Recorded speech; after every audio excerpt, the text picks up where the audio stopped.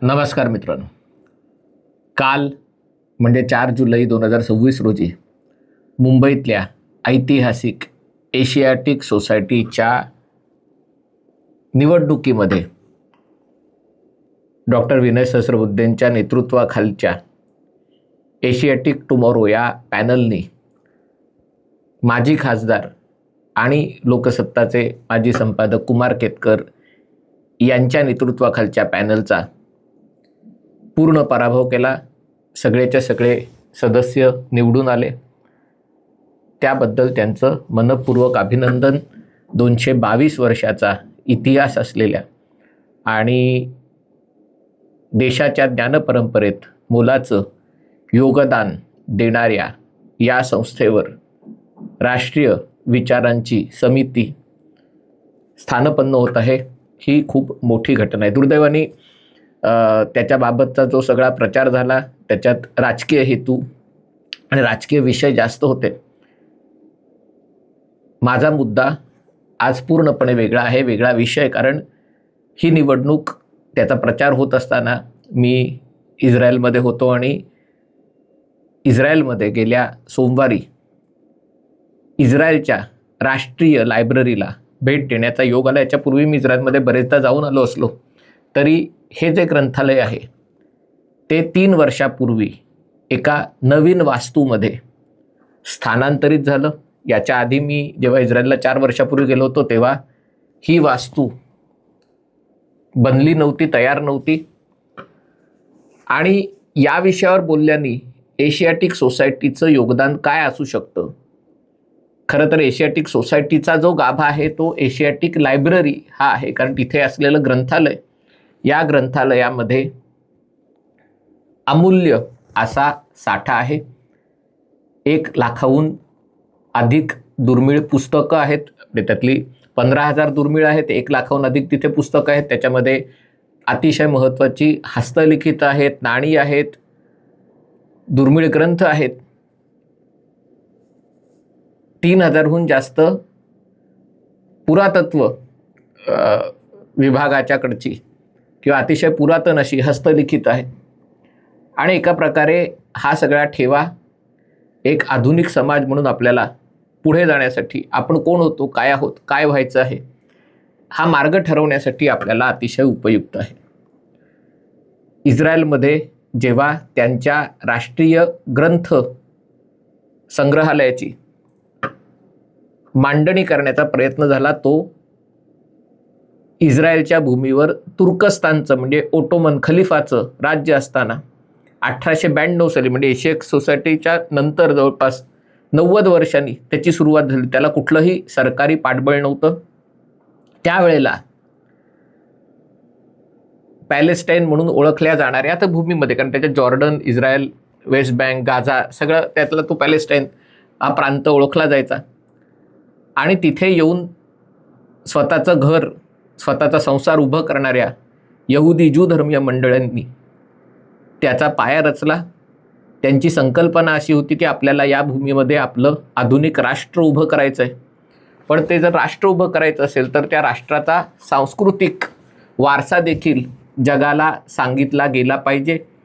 आणि म्हणून जगभरात आजच्या दृष्टीने बघायचं झालं तर 70हून जास्त देशात विखुरलेल्या यहुदी समाजाचं जे काही साहित्यिक योगदान असेल, सांस्कृतिक योगदान असेल, ते सगळं एका ठिकाणी उपलब्ध झालं पाहिजे. आणि म्हणून 1892 साली तिथल्या राष्ट्रीय ग्रंथालयाची स्थापना करण्यात आली होती. कालांतराने 1925 साली जेव्हा इस्रायलमधलं पहिलं विद्यापीठ, अर्थात तेव्हाही त्या भूमीत ब्रिटिशांचं राज्य होतं, खलिफाचं राज्य गेलं होतं आणि ब्रिटिशांचं राज्य आलं होतं. आणि हिब्रू विद्यापीठ स्थापन करण्यातही ब्रिटिशांचं योगदान नव्हतं. ज्यू मंडळींनी, अल्बर्ट आइन्स्टाईन वैज्ञानिक, प्रसिद्ध वैज्ञानिक, नोबेल पारितोषिक विजेते, त्यांच्या पुढाकाराने हिब्रू विद्यापीठाची स्थापना 1925 साली जेरुसलेममध्ये करण्यात आली होती. आणि तेव्हा हे ग्रंथालय हिब्रू युनिव्हर्सिटीचा, हिब्रू विद्यापीठाचा भाग झाला. म्हणजे 1925 ते साधारणतः पर्यंत जवळपास 100 वर्ष हे ग्रंथालय हिब्रू विद्यापीठाचा भाग होता. परंतु या ग्रंथालयाची संकल्पना अधिक ठळकपणे लोकांपर्यंत यायला पाहिजे या उद्देशाने जवळपास 30 वर्ष काम सुरू होतं आणि 30 वर्षांनी या ग्रंथालयासाठी इस्रायलच्या संसदेसमोर एक भव्य वास्तू उभी करण्यात आली. ही जी वास्तू आहे तिचा फ्लोअर एरिया म्हणजे एका मजल्यावर जवळपास 45,000 स्क्वेअर मीटर एवढी जागा आहे. असे 3 मजले आणि जमिनीखाली जवळपास 4 मजले असं या वास्तूचं स्वरूप आहे. या वास्तूवर 2,000 कोटी रुपयांपेक्षा जास्त खर्च करण्यात आलेला आहे. इस्रायल सरकारने त्याच्यासाठी जमीन दिलेली आहे आणि रॉथशेल्ड फाउंडेशन आणि जगभरातल्या दानशूर लोकांनी, जगभरातल्या सर्वोत्तम स्थापत्यकारांनी, वास्तुविशारदांनी या ग्रंथालयाच्या निर्मितीमध्ये योगदान दिले. तुम्ही म्हणतात हा विषय काय आहे नेमका? राजकीय विश्लेषण करता करता हे ग्रंथालय आणि ग्रंथालयात काय आहे, पण म्हणून म्हटलं की नीट लक्षात घ्या. इस्रायलची आजची लोकसंख्या जेमतेम 1 कोटी आहे. देश स्वतंत्र झाला तेव्हा 6 लाख होती आणि 1892 साली त्या भूमीमध्ये असलेल्या ज्यू लोकांची संख्या 25-30 हजार होती. 25-30 हजार. आणि त्या काळेला या सगळ्या गोष्टींची मुहूर्तमेढ करण्यात आली होती. आज या ग्रंथालयात 50 लाख पुस्तकं आहेत. 50 लाख. बघा, एशियाटिक लायब्ररीमध्ये 10 लाख, 1 लाख आहेत. इकडे जवळपास 45 लाख पुस्तकं, 1.25 ते 1.5 लाख वर्तमानपत्र, अनेक दुर्मिळ हस्तलिखित. एवढंच काय, ज्या ज्या संगीतकारांनी संगीतात योगदान दिलं त्यांच्या म्युझिकल नोट्स, जे यहुदी असतील, ज्यू असतील आणि ते अमेरिकेत असतील, ब्रिटनमध्ये असतील, दक्षिण अमेरिकेत असतील, त्यांच्या नोट्स इथे आहेत. ज्यू लोकांचं पवित्र धर्मग्रंथ, त्याला तोरा म्हणतात, इंग्रजीमध्ये त्याला बायबलच म्हणतात, पण जुना करार, नवा करार असं म्हणतात. पण त्या तोराचं सगळ्यात मोठं संग्रह या ठिकाणी आहे. कारण 70 देशात असलेल्या यहुदी समाजांनी आपापल्या भाषेत, कोणी महाराष्ट्रातल्या बेने इस्रायली ज्यूंनी मराठी भाषेमध्ये त्यांचा धर्मग्रंथ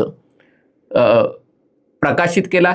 जेव्हा गोथेनबर्गनी छापखान्याचा, प्रिंटिंगचा शोध लावला तेव्हा सुरुवातीची काही दशकं ज्यूंना त्यांच्या धर्मग्रंथाचं प्रिंटिंग करायला परवानगी नव्हती. नंतर जेव्हा परवानगी मिळाली तेव्हा ते कशा प्रकारे ख्रिश्चन लोकांच्या, म्हणजे बायबल, त्यांच्या बायबलच्या अनुसार ते प्रिंटिंग करण्यात आलं. अगदी ती कॉपी असेल, ती मराठीतली जुना कराराची कॉपी असेल, स्पॅनिश असेल, आफ्रिकेतली असेल, ह्या सगळ्या प्रकारची, कुठे छोटंसं पॉकेट साईज आहे, कुठे प्रचंड मोठा ग्रंथ, ह्या सगळ्या गोष्टी तिथे साठवण्यात आलेल्या आहेत. सगळ्यात महत्त्वाचं म्हणजे हे जे ग्रंथसंग्रहालय आहे तिथे दररोज हजारो लोक भेट देतात. विद्यार्थ्यांसाठी, सैनिकांसाठी, देशातल्या वेगवेगळ्या समाज घटकांसाठी, परदेशातून येणाऱ्या पाहुण्यांसाठी इथे विशेष व्यवस्था करण्यात आलेली आहे.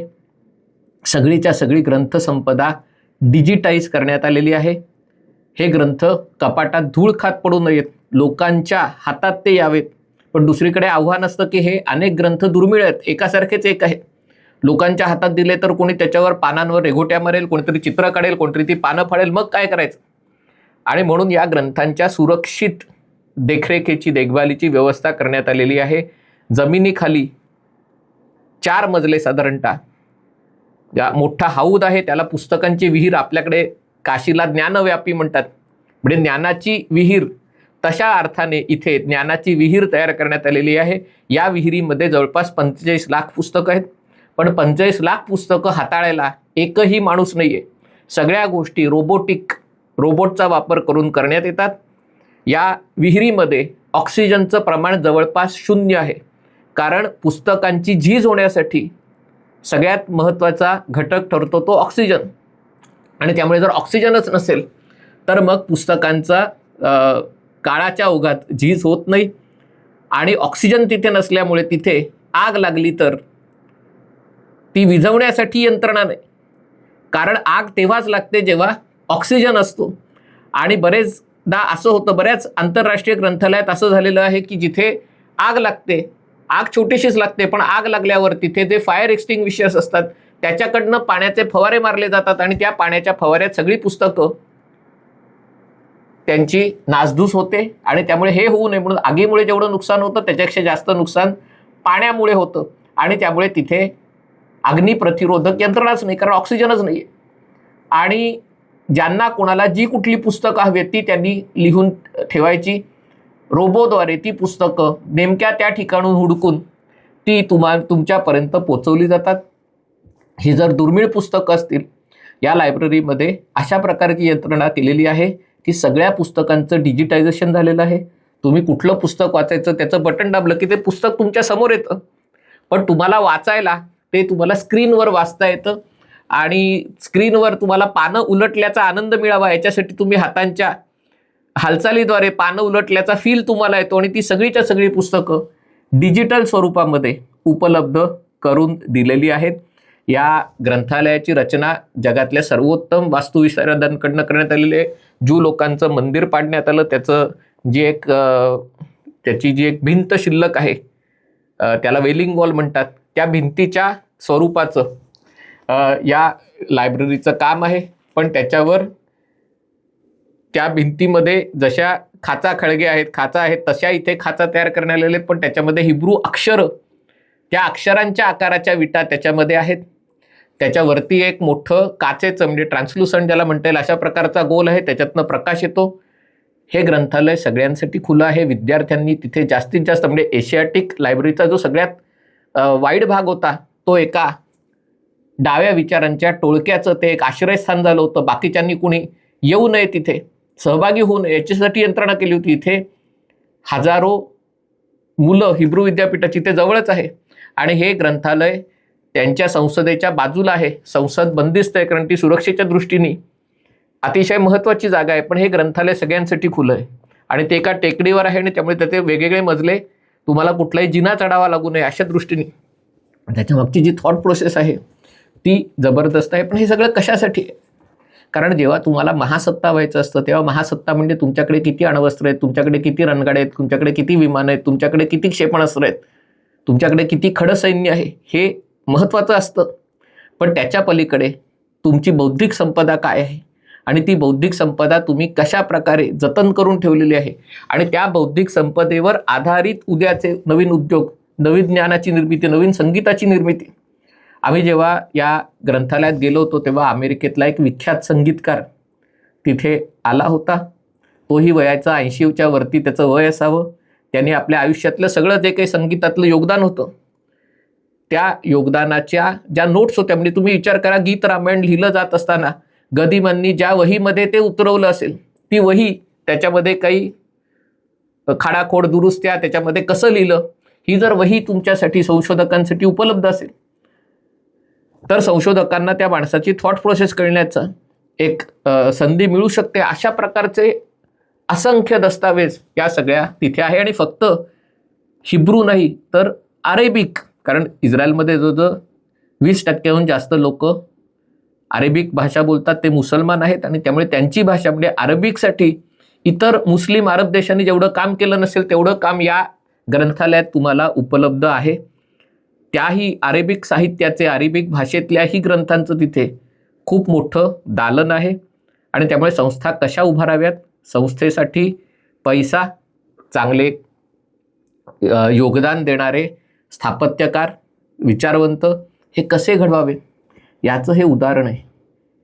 हे मी अशासाठी सांगतोय कारण गेली अनेक वर्ष, 12 वर्ष खास करून, पण त्याच्या आधी वाजपेयी सरकारच्या काळात, त्याच्या आधी जनता पार्टीच्या काळात, सरकार तुमचं असलं तरी सिस्टीम आमची आहे, ही जी एक विचारसरणी देशात अद्यरूत होती, ती विचारसरणी मोदी सरकारच्या 12 वर्षानंतर, काही 5 वर्षांनी, काही 10 वर्षांनी, काही 12 वर्षांनी, कदाचित आणखीन काही संस्था आहेत त्या आणखीन पुढच्या 4-5 वर्षात मुक्त होतील.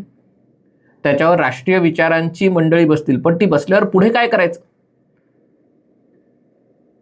कारण या गोष्टीसाठी जो निधी उपलब्ध करून देण्यात आलेला आहे आणि निधी उपलब्ध झाल्यावर त्याचं विनियोग ज्या प्रकारे केला गेलेला आहे, ज्या प्रकारे बौद्धिक संपदा इथे उभी केलेली आहे, ती खरोखरच शिकण्यासारखी, अनुसरण करण्यासारखी, आणि या गोष्टी तुमच्या हातात असतील तेव्हाच तुमची कहाणी तुम्ही अधिक चांगल्या प्रकारे मांडू शकता, अधिक पुराव्यानिशी तुम्ही तुमची कहाणी, तुमची बाजू. कारण जग हे शेवटी युद्ध चालू असणार आहे.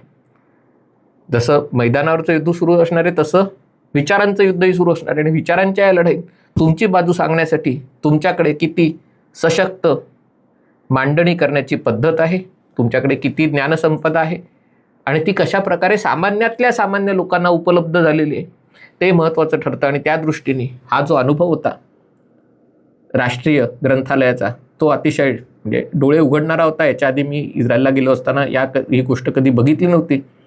मला आशा आहे, विश्वास आहे की एशियाटिक लायब्ररी असेल किंवा दिल्लीत काही अशा ग्रंथालय, नॅशनल आर्काइव्ज असेल, कलकत्त्याला अशा प्रकारचं ग्रंथालय आहे, या सगळ्या ग्रंथालयांचं पुढच्या 10 ते 20 वर्षात, म्हणजे मी लगेच काही उद्या होईल, 100 दिवसात होईल असं म्हणत नाही आहे, पुढच्या 10 ते 20 वर्षात अशा प्रकारे सुसज्ज, कारण आपली लोकसंख्या त्यांच्या 150 पट जास्त आहे आणि त्यापुढे आपली संपदा त्यांच्यापेक्षा 100 पट किमान जास्त आहे.